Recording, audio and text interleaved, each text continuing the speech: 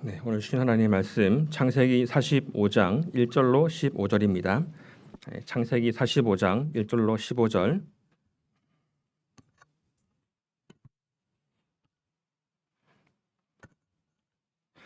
찾으시면 저와 여러분 한 절씩 교독하시고 마지막 절은 같이 읽겠습니다. 창세기 45장 1절입니다. 요셉이 시종하는 자들 앞에서 그 정을 억제하지 못하여 소리질러 모든 사람을 자기에게서 물러가라 하고 그 형제들에게 자기를 알리니 그때에 그와 함께한 다른 사람이 없었더라.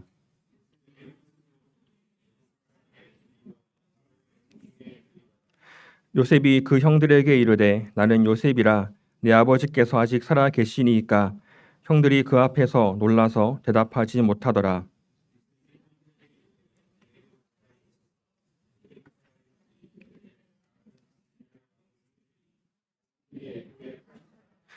당신들이 나를 이곳에 팔았다고 해서 근심하지 마소서, 한탄하지 마소서. 하나님이 생명을 구원하시려고 나를 당신들보다 먼저 보내셨나이다.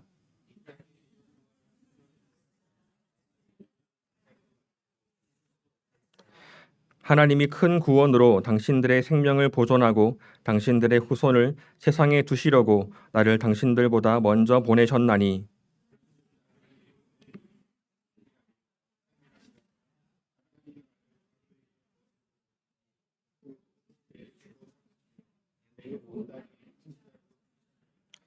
당신들은 속히 아버지께로 올라가서 아뢰기를 아버지 아들 요셉의 말에 하나님이 나를 애굽 전국의 주로 세우셨으니 지체 말고 내게로 내려오사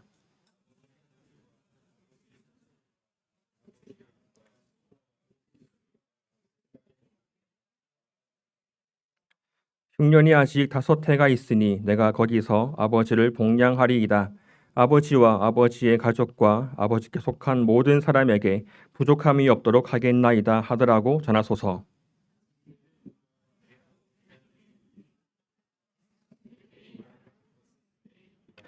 당신들은 내가 애굽에서 누리는 영화와 당신들이 본 모든 것을 다 내 아버지에게 아뢰고 속히 모시고 내려오소서 하며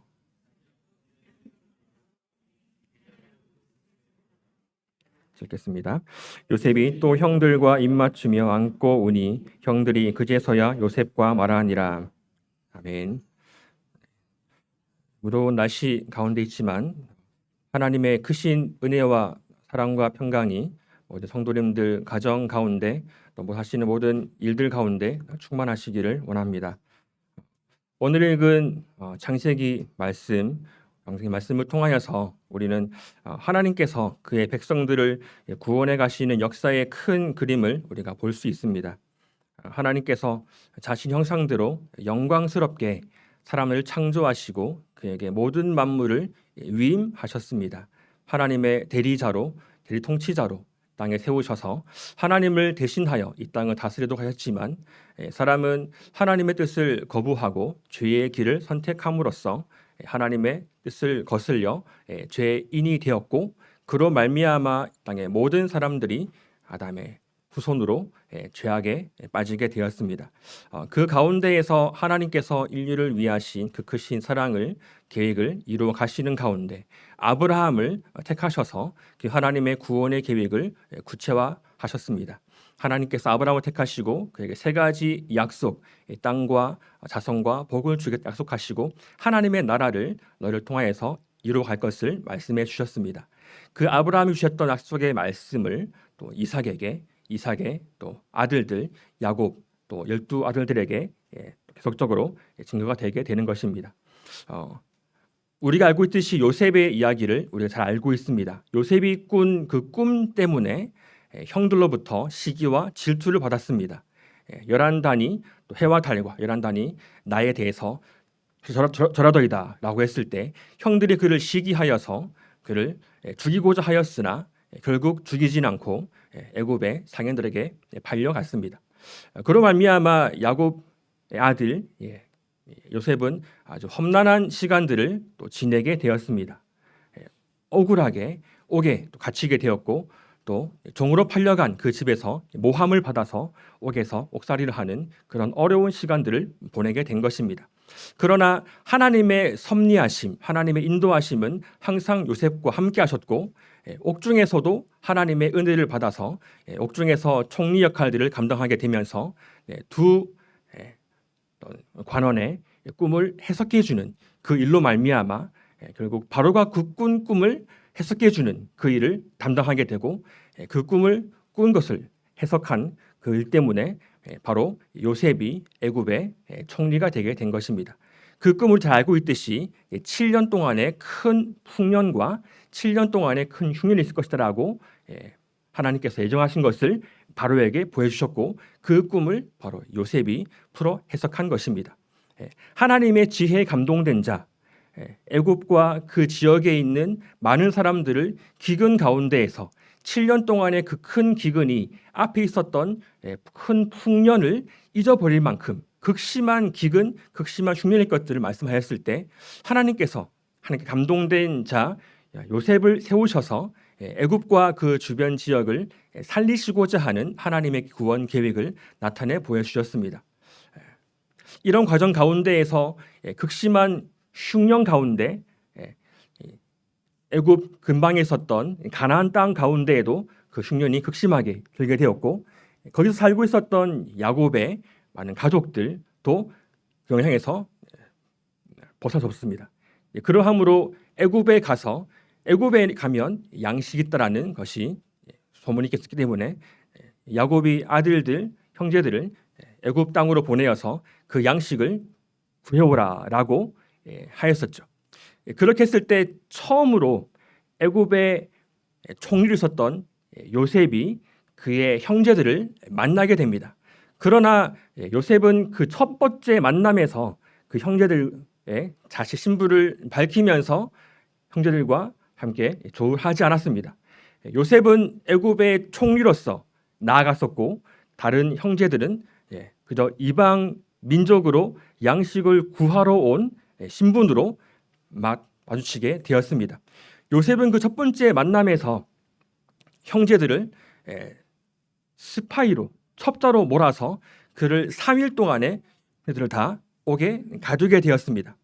그리고 3일 이후에 다 풀어나서 한 명만 여기에 남고 너희 고향으로 돌아가서 너희 아버지를 살리고 양식을 나누라고 하였었죠. 시므온이 그 옥에 갇히게 되었습니다. 그리고 나머지 형제들은 다 가나안 땅으로 돌아와서 양식으로 자신의 가족들과 아버지와 함께 그 기근을 대비하여서 양식을 먹고 지냈습니다. 시간이 지나서 또 양식이 떨어지게 되었었죠. 그런데 문제가 있었습니다. 알다시피 애굽 총리 요셉이 다음번 다시 양식을 구하러 올 때 너희 막내 말째를 데려오라고 하였던 것이죠. 즉 베냐민을 데려오라라고 하였었고 그렇게 함으로써 너희가 첩자가 아닌 진실한 자들임을 증명하라라고 했습니다. 즉 야곱의 아들들은 다음번 양식을 구하러 갈 때 그냥 가면 되는 것이 아닌 그들의 말째인 베냐민을 데리고 가야 할 상황 가운데 있었던 것이죠. 그러나 그것을 야곱이 쉽게 허락할 리가 없었던 것입니다. 왜냐하면 야곱의 가장 사랑하는 두 아들 바로 요셉과 베냐민 아니겠습니까? 라헬이 아는 두 아들이지 않습니까? 그런데 이미 야곱 입장에서는 요셉은 잃어버린 죽은 아들입니다. 오직 한 아들 자기가 중요시 여기는 베냐민 혼자 남았는데 그도 만약에 애굽으로 보냈을 때 어떤 일이 일어날지 모르는 상황 가운데에서 야곱은 큰 어떤 혼란과 갈등 가운데 있었던 것입니다. 그러나 그를 보내지 않는 이상 우리는 굶어 죽게 될 것이 뻔하기 때문에 결단을 해서 베냐민과 함께 다 애굽으로 양식을 구하러 보내게 되는 것이죠. 그곳 가운데에서 야곱은 그 형제들에게 큰 잔치를 베풀어주고 식사 자리를 마련해주게 됩니다. 베냐민에게 5배를 주고 처음으로 아주 오랜만에 형제들이 함께 식사를 나누게 된 것들을 볼 수 있습니다. 그러나 그때까지 요셉은 자신의 신분을 밝히지 않았죠. 다른 형제들도 요셉이 자신의 아우 요셉이 아닌 애굽의 총리와 함께하는 식사이라고 인식하였던 것입니다. 그것 가운데 요셉이 베냐민과 함께하고 싶은 마음에 그에게 은잔을 숨겨주게 되고 또 길 가는 도중에 그를 다 불러 모아서 은잔을 훔친 베냐민을 잡아서 나의 종이 되게 하고 너희 나머지 형제들은 다 돌아가라고 했을 때 다른 형제들은 극구 그것을 만류하고 그렇게 할 수 없다라고 하였습니다. 바로 유다가 나와서 그렇게 할 수 없음을 강하게 요셉에게 항변하였습니다.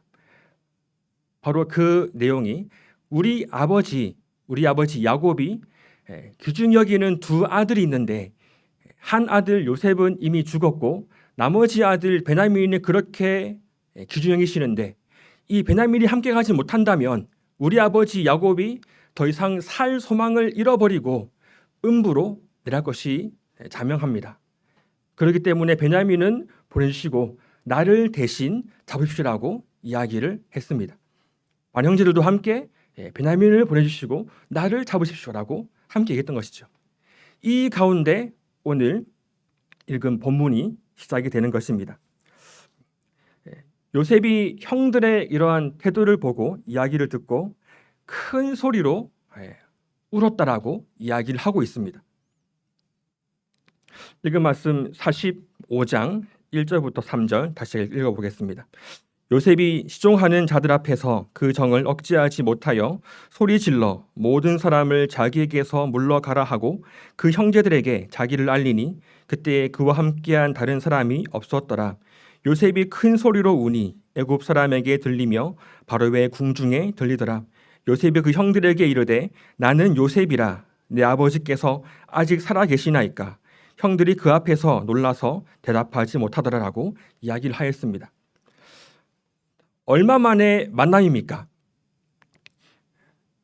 요셉이 거의 17세 되던 해에 애굽으로 팔려갔고 지금 이 상황 가운데 요셉의 나이는 대략 39살이 되었을 것입니다. 30살에 애굽의 총리가 되었고 7년 풍년 이후에 2년 흉년이기 때문에 39살 때 것입니다. 거의 20년 만에 처음으로 자신의 신분을 밝히면서 형제들이 함께 더 이상 애굽의 총리와 야곱의 아들들이 아닌 야곱의 아들들의 그런 모습으로 함께 만남을 지금 가지는 것입니다. 또한 요셉은 형들을 안돈시켰죠. 자신을 팔았다고 해서 근심하거나 걱정하지 말라라고 형들을 안심시키는 것을 볼 수 있습니다. 이는 하나님께서 우리의 가족을 구원하시고자 하는 하나님의 큰 계획과 섭리 가운데 내가 이곳에 있다라고 이야기를 하였습니다. 4절부터 5절입니다. 요셉이 형들에게 이르되 내게로 가까이 오소서. 그들이 가까이 가니 이르되 나는 당신들의 아우 요셉이니 당신들이 애굽에 판 자라. 당신들이 나를 이곳에 팔았다고 해서 근심하지 마소서. 한탄하지 마소서. 하나님이 생명을 구원하시려고 나를 당신들보다 먼저 보내셨나이다 라고 이야기를 하였습니다. 형들의 입장에서 요셉을 만났을 때 들었던 가장 첫 번째 생각은 자신 죄책감이었을 것입니다. 형제 지간에서 요셉을 죽이려고 했고 같은 형제임에도 불구하고 그를 애굽의 종으로 팔았습니다. 이러한 과정, 이러한 관계 가운데 야곱의 아들들과 요셉이 만났을 때 그들의 관계 가운데 이러한 커다란 큰 장벽은 바로 형들이 자신을 팔았다라고 하는 그것일 것입니다.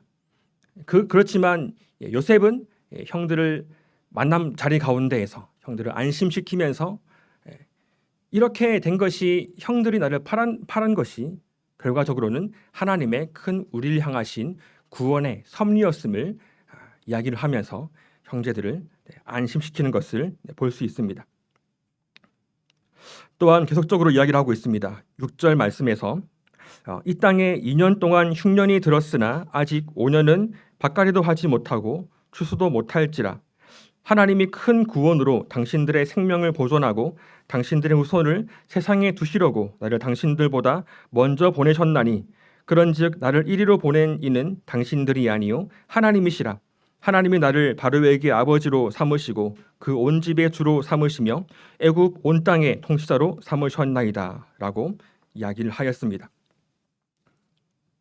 즉 요셉이 형들에게 아직 5년 동안의 흉년이 있음을 이야기를 하면서 그 때문에 아버지에게 가서 아버지와 아버지의 모든 식구들을 이곳으로 데리고 오라라고 이야기를 한 것입니다. 9절부터 11절까지 내용들을 보겠습니다. 당신들은 속히 아버지께로 올라가서 아뢰기를 아버지의 아들 요셉의 말에 하나님이 나를 애굽 전국의 주로 세우셨으니 지체 말고 내게로 내려오사 아버지 아들들과 아버지의 손자들과 아버지의 양과 소와 모든 소유가 고센 땅에 머물며 나와 가깝게 하소서. 흉년이 아직 5해가 있으니 내가 거기서 아버지를 복량하리이다. 아버지와 아버지의 가족과 아버지께 속한 모든 사람에게 부족함이 없도록 하겠나이다 하더라고 전하소서라고 이야기를 한 것입니다.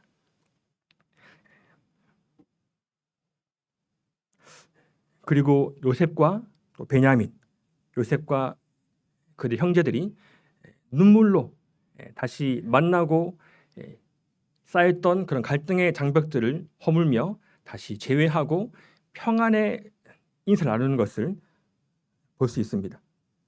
12절, 13절입니다. 당신들의 눈과 내 아우 베냐민의 눈이 보는 바 당신들에게 이 말을 하는 것은 내 입이라. 당신들이 내가 애굽에서 누리는 영화와 당신들이 본 모든 것을 다 내 아버지께 아뢰고 속히 모시고 내려오소서 하며 자기 아우 베냐민의 목을 안고 우니 베냐민도 요셉의 목을 안고 우니라. 요셉이 또 형들과 입맞추며 안고 우니 형들이 그제서야 요셉과 말하니라 라고 이야기를 하고 있습니다. 오늘의 말씀 본문을 통하여서 주시는 하나님의 메시지들을 우리가 잘 알기 원합니다. 바로 그것은 하나님께서 그의 백성들을 아픔 가운데서도 섭리하시며 회복과 구원의 길로 인도하신다는 것입니다. 하나님이 우리를 향한 구원의 섭리 가운데 우리가 때로는 이해하지 못할 어려움과 고난이 있을 수가 있습니다. 요셉의 삶의 여정을 본다면 그는 청소년 때 17세에 가족으로부터 사랑받고 총애받던 그 자리를 벗어나게 되어서 형들에게 팔림을 당하여서 종의 신분으로 즉 노예로 애굽에 팔려가게 되었습니다. 원치 않은 그런 삶을 살게 되었고 또 주인의 아내의 모함을 받아서 또 원치 않은 그런 감옥살이까지 하게 되었습니다. 그 당시 요셉의 마음을 우리는 잘 알지 못하겠지만 어떠한 마음이었을까 생각해 볼 수 있을 것 같습니다. 내가 왜 이러한 고난을 받아야 하는가? 내가 왜 형들에게 팔림을 받아서 이러한 고생을 하고 있는가? 진정 하나님이 계시는 건가? 하나님 나를 사랑하시는 건가? 하나님 나와 함께 하시는가? 이러한 의문들, 이러한 마음의 갈등들이 많았을 것으로 생각을 할 수 있습니다. 그러나 하나님께서 그 은혜 가운데 요셉의 마음을 붙들어 주셔서 어려움 가운데 환난 가운데 있었지만 하나님을 신뢰하고 끝까지 하나님께 대한 믿음을 저버리지 않으며 그의 마음을 돌이키지 않았던 요셉의 모습을 볼 수 있습니다. 우리의 삶의 여정 가운데에서 때로는 이해할 수 없는 어떤 고난과 어려움이 있을 수도 있습니다. 그러나 하나님께서 우리의 삶을 붙들어 주시고 하나님 영광 가운데 우리를 택하시고 부르시고 하나님의 자녀로 살아가게 인도하시는 우리의 인도자와 목자 되신 하나님께서 우리와 함께 하시기에 우리는 믿음의 눈을 들고 그 어려움들을 한 걸음 한 걸음 믿음으로 나아갈 수 있습니다. 로마서 8장 28절 같이 한번 찾아서 읽어보도록 하겠습니다. 네, 로마서 8장 28절입니다.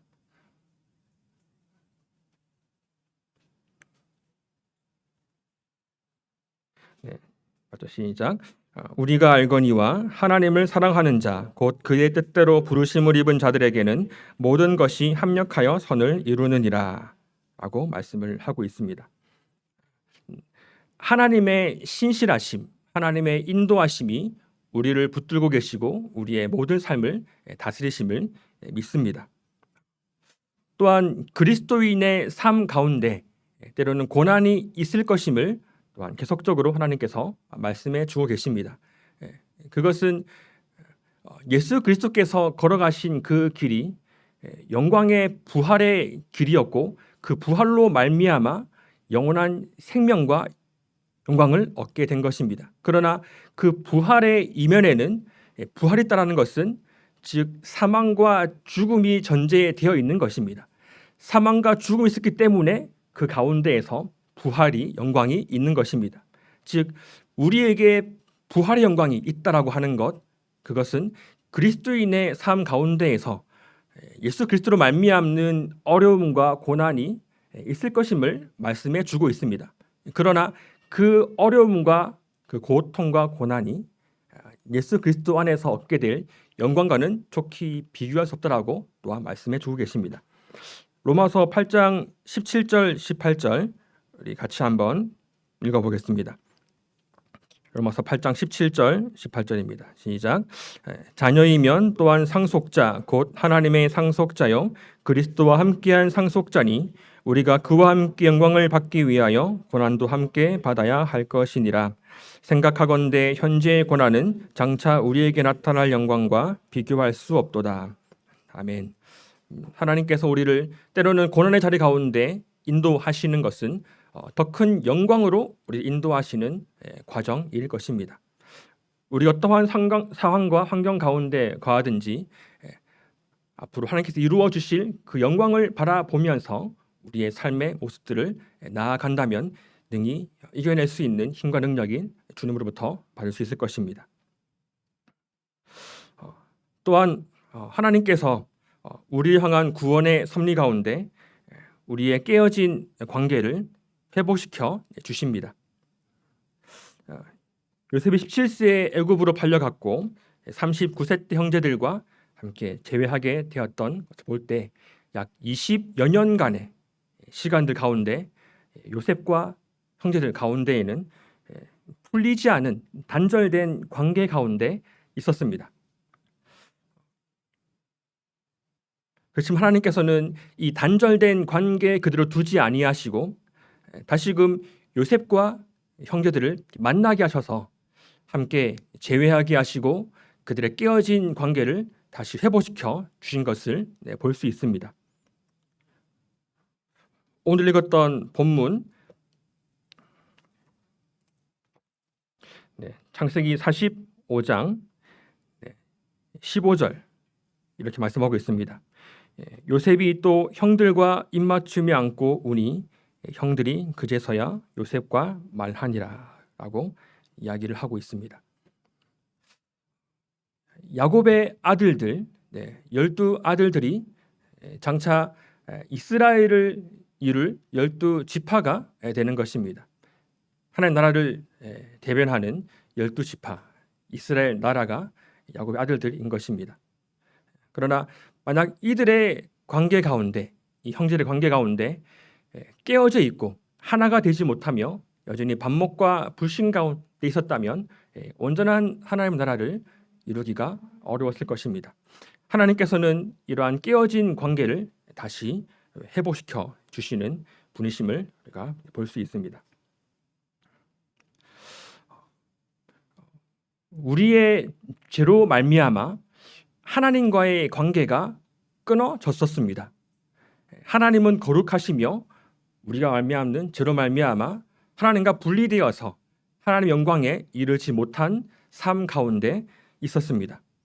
그렇지만 예수 그리스도의 십자가 그 보혈의 공로로 말미암아 우리의 모든 죄와 허물들을 사하여 주시고 하나님과 우리 사이에 우리의 죄로 말미암아 막혀져 있던 관계의 장벽들을 예수 그리스도께서 십자가에서 죽으시고 부활하심으로 우리의 모든 죄를 사하여 주심으로 하나님과 깨어진 관계를 회복시켜 주셨습니다.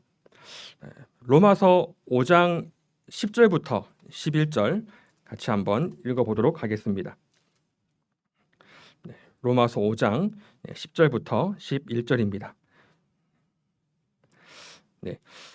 곧 우리가 원수 되었을 때에 그의 아들의 죽으심으로 말미암아 하나님과 화목하게 되었은즉 화목하게 된 자로서는 더욱 그의 살아나심으로 말미암아 구원을 받을 것이니라. 그뿐 아니라 이제 우리로 화목하게 하신 우리 주 예수 그리스도로 말미암아 하나님 안에서 또한 즐거워하느니라. 아멘. 네, 우리의 죄로 말미암아 끊어진 하나님과의 관계를 예수 그리스도께서 그의 피로 말미암아 화목하게 하여 주셨고 하나님의 그 영광 가운데 나아갈 수 있게 된 것입니다. 또 하나님과의 관계 회복, 하나님과 막혀있던 그런 죄로 말미암아 하나님께 나아갈 수 없고 하나님의 모든 신령한 복을 받을 수 없는 존재에서 이제는 예수 그리스도 안에서 예수님과 함께 연합됨으로 하나님의 은혜 가운데 나아갈 수 있고 하나님의 모든 신령한 복들을 누릴 수 있는 존재가 되었습니다. 즉 예수 그리스도 안에서 이루어진 하나님과의 화목인 것입니다. 이 예수 그리스도 안에서 이루어진 하나님과의 화목이 우리와 또 다른 사람들과의 관계, 깨어진 관계에서도 회복할 수 있는 진정한 능력과 원동력이 될 것입니다. 우리의 힘과 우리의 의지만 가지고 나아가는 것이 아닌 이미 우리의 모든 죄의 문제들을 해결해 주시고 예수 그리스도 안에서 하나님과 화목하게 해주신 그 예수 그리스도의 화목하심이 우리 삶을 붙들고 있기에 우리의 삶, 우리의 다른 관계, 다른 사람들과의 관계 가운데에서도 깨어진 부분들이 있다면 예수 그리스도 안에서 그 관계가 회복될 수 있음을 말씀해 주고 있습니다. 마지막으로 하나님께서 우리를 예수 그리스도 안에서 연합하게 하심으로 우리의 구원의 완성을 이루어 가십니다. 요셉 그의 형제들 그런 깨어진 관계가 다시금 화합이 되고 한 마음을 품게 되며 진정한 한 가족으로 함께하게 되는 이 과정 가운데에서 마찬가지로 우리도 예수 그리스도 안에서 한 몸 된 한 공동체, 더 이상 우리의 죄와 사망과 어두움의 권세가 우리를 붙들지 못하며 예수 그리스도 안에서 새롭게 된 우리의 새로운 신분과 정체성, 새로운 피조물로서 우리가 예수 그리스도 안에서 연합된 존재로 살아갈 수 있도록 인도해 주신 그 주님의 은혜가 우리와 항상 함께하는 것을 믿습니다. 우리 에베소서 2장 12절 같이 보겠습니다.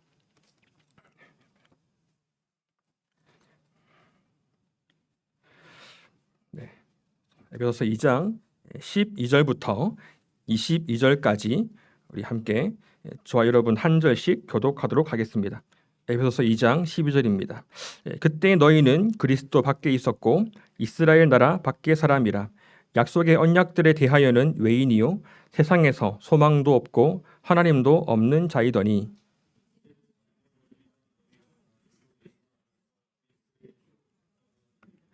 그는 우리의 화평이신지라. 둘로 하나를 만드사 원수된 것 곧 중간에 막힌 담을 자기 육체로 허시고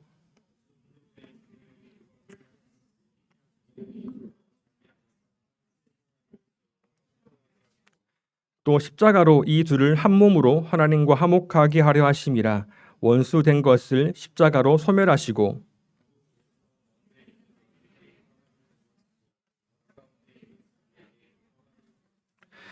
이는 그로 말미암아 우리 둘이 한 성령 안에서 아버지께 나아감을 얻게 하려 하심이라.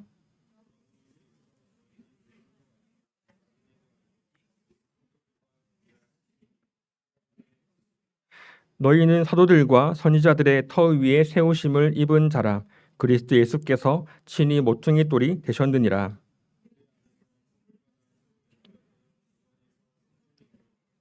너희도 성령 안에서 하나님이 거하실 초소가 되기 위하여 그리스도 예수 안에서 함께 지어져 가느니라. 아멘. 예수 그리스도의 십자가의 은혜가 각 성도님들, 저를 포함하고 성도님들 가운데 함께 하시고 그것을 예수 그리스도 안에서 하나님과 연합되게 하시고 우리를 한 몸으로 한 지체로 부르셨습니다.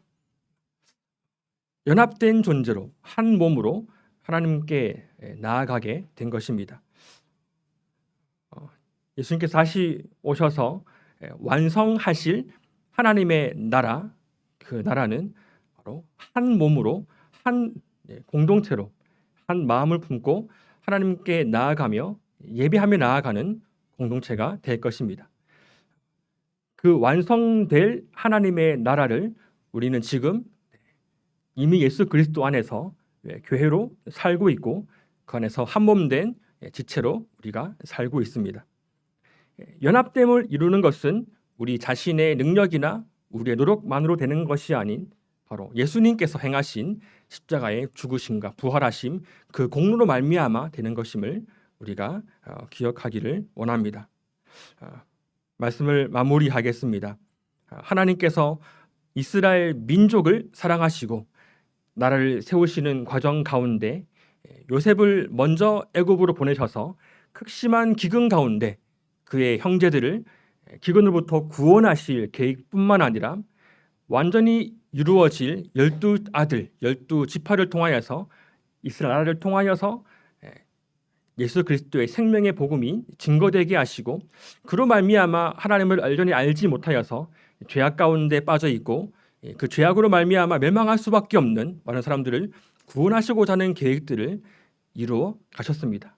또한 지금도 그 계획을 이루어가고 계십니다.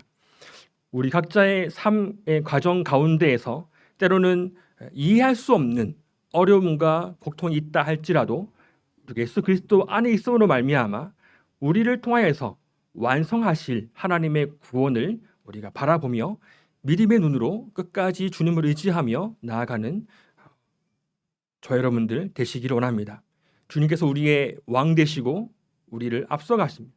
우리 모든 길을 인도하시는 우리의 구원자이심을 기억하며 날마다 우리에게 새 힘과 능력을 충만케 부어주시는 성삼위 하나님을 의지하여 성령으로 말미암아 매 순간순간 삶을 또 승리로 나아가는 저 여러분들 되시기를 간절히 소망합니다. 같이 찬송 390장 찬양하겠습니다.